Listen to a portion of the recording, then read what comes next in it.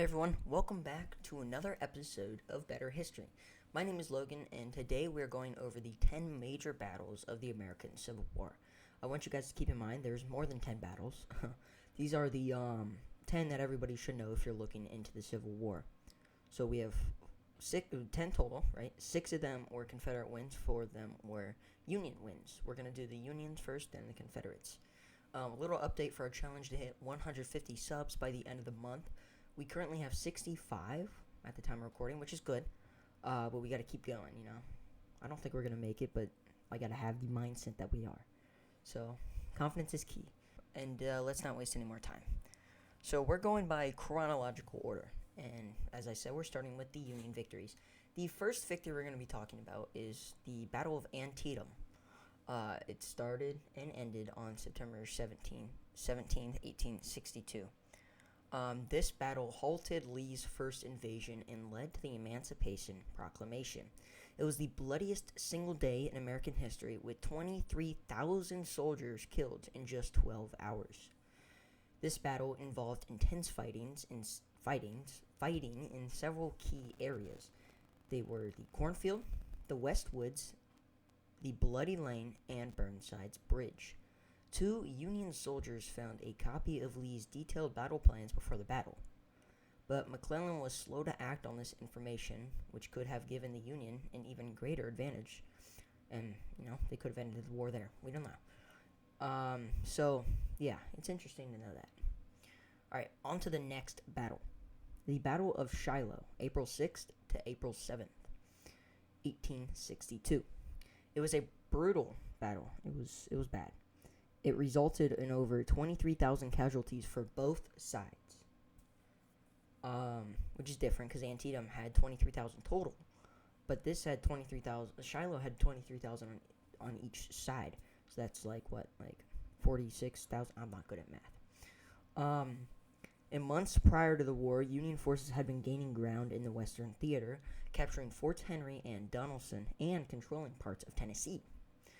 Bad weather delayed the Confederate march into Shiloh, turning 1 day into 3 days, which is insane. I'm trying to keep this as fast as I can because there's a lot of information for each battle, and we're not even halfway done yet. We've done 2 battles, and we're 3 minutes in, so I'm going to keep it strictly history from now on. Alright, so the next is Siege of Vicksburg, July 1863. It secured Union control of the Mississippi River, splitting the Confederacy in half. The siege portion of the campaign lasted from May 18th to July 4th. The commanders were Major General Ulysses S. Grant and Lieutenant General John C. Pemberton. Ulysses S. Grant was for the Union, and Pemberton was for the Confederates. Vicksburg capture was vital for the Union's Anaconda Plan, which we will go over in later episodes. It was a strategy to blockade the Confederacy and gain control of the Mississippi River. That control split the Confederacy in half, which is really good. After 2 failed assaults, Grant decided to lay siege, surrounding it and cutting off all supplies, which forced Pemberton's surrender due to starvation and disease among his troops. It lasted 47 days, during which Union gunboats and artillery bombarded the city. Civilians took refuge in caves dug into hillsides to escape the shelling. The Union suffered approximately 4,910 casualties, while the Confederates suffered around 32,363 casualties, with nearly 30,000 soldiers surrendering. Alright, well, that was the first 3. Now we have one more, and then we're going to go on to the Confederate wins. So Gettysburg, July 1st to July 3rd, 1863. This was the turning point of the war, and I'm trying to figure out how to word this. Lee's army never invaded the North again after this. Over 50,000 casualties, including Union and Confederate soldiers. It's widely considered the turning point in the Civil War, like I said, marking the end of the Confederate momentum. Abraham Lincoln delivered his famous Gettysburg Address on November 19, 1863, at the dedication of the Gettysburg National Cemetery. Alright, so now we're going to have the Confederate wins here. We have First Bull Run, or First Manassas, July 21st, 1861. This was the first major land battle shocking Union forces. It was also known as the Picnic Battle because many civilians from Washington, D.C. actually came to watch the fighting, expecting a quick Union victory. But people realized how brutal war was, and it's not a picnic. The battle highlighted the difficulty in distinguishing between Union and Confederate uniforms, leading to the creation of the Confederate battle flag, which everybody knows today. Both sides suffered significant casualties, with approximately 3,000 Union casualties and 1,750 Confederate casualties. Union casualties included 460 killed, 1,124 wounded, and 1,300 missing or captured.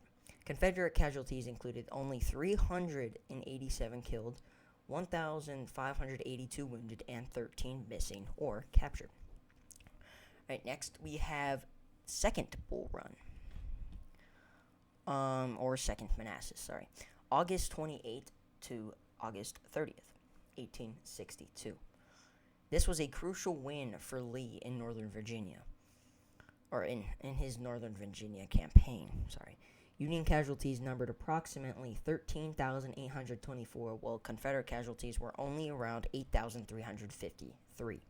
Next up, we have Fredericksburg, December 1862. This was infamous for Union frontal assaults against entrenched Confederate positions. It took place from December 11th to 15th, 1862, in and around Fredericksburg, Virginia. Chancellorsville, April 30th to May 6th, 1863. Lee's brilliant tactics led to victory, though Stonewall Jackson was mortally wounded and he died later. Stonewall Jackson, if you don't know who he is, amazing guy. I recommend reading up on him. If you want me to do a video on him, let me know. Approximately 17,300 Union casualties and approximately 13,500 Confederate casualties. Chickamauga, September 19th to 20th, 1863. This was the last major Confederate victory in the Western Theater. The battle resulted in over 34,000 casualties on both sides, making it the second bloodiest battle of the war, only surpassed by Gettysburg. Chickamauga means River of Death, which I thought that was interesting, so I wanted to add that in there. Alright, so one more battle. So I'm going to tell you right now, nobody really won. It wasn't a decisive victory for anyone, but I wanted to add it because I thought it was really interesting. This is the Wilderness. It was an inconclusive fight at the start of Grant's Overland Campaign. It took place from May 5th to 7th, 1864. It was in a thick forest in Spotsylvania and Orange counties, Virginia. The Union Army had 102,000 soldiers, while the Confederate Army had 61,000 soldiers. The Union sustained nearly 18,000 casualties, while the Confederates suffered over 11,000 casualties. A lot of people like to say the Confederates won because they had less casualties, but it's inconclusive. Nobody really knows who won that battle. I don't think anybody won. It was kind of like a draw.